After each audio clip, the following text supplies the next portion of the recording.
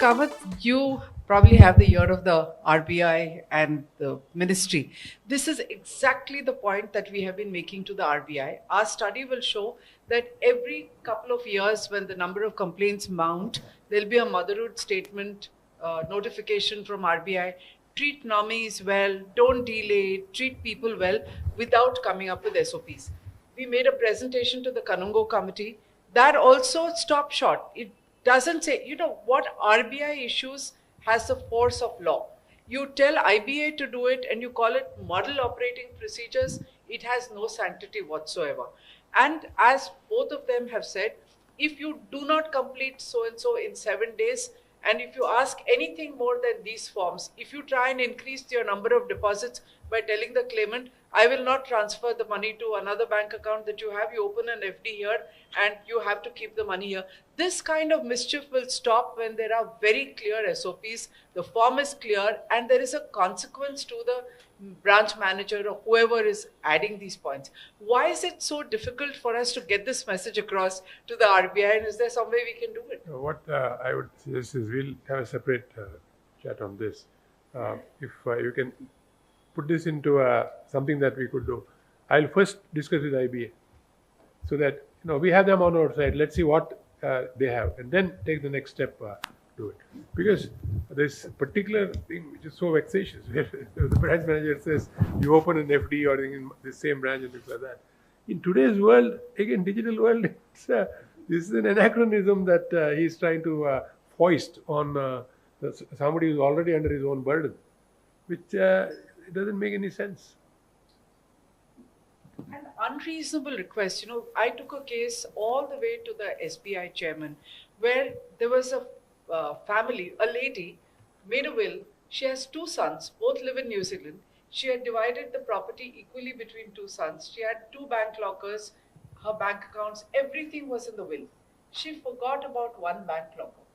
Okay? And so the son said there is no other heir, there is no other claimant, rest of it was distributed. This 1 bank locker allows us to open.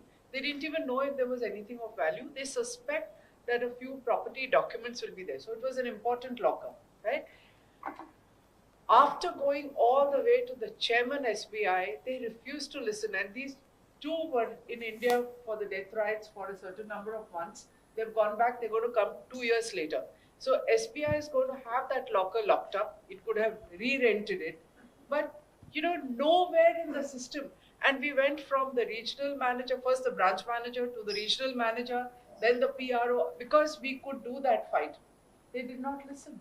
And if this happens when people like us and Moneylife are fighting it to this extent, there are thousands and lakhs of cases because of the lack of SOPs where people are not getting what is rightfully theirs, and so it's dormant and it's inactive, then it goes into debt, then it becomes harder.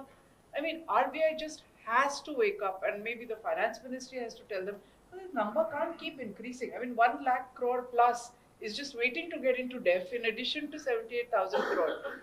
That itself is going to be nearly 2 lakh crore, because this 1 lakh crore that I'm talking about doesn't include SBI, which is the biggest of them all. I mean, this is not a situation. We'll ultimately probably try filing another PIL.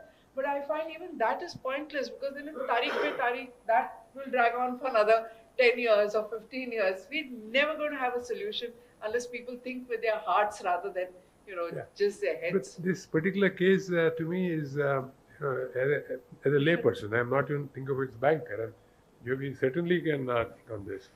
Okay, as I know, in the will, there is a general thing that anything not mentioned here as well. And if there are only 2 children, then it was straightforward. That the bank should have taken notice of that.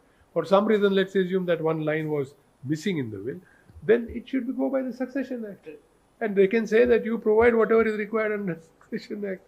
So I just can't understand how the bank can refuse to even entertain this. Sir, on the lockers, if you look at what RBI has laid down in its circular, and I think Mr.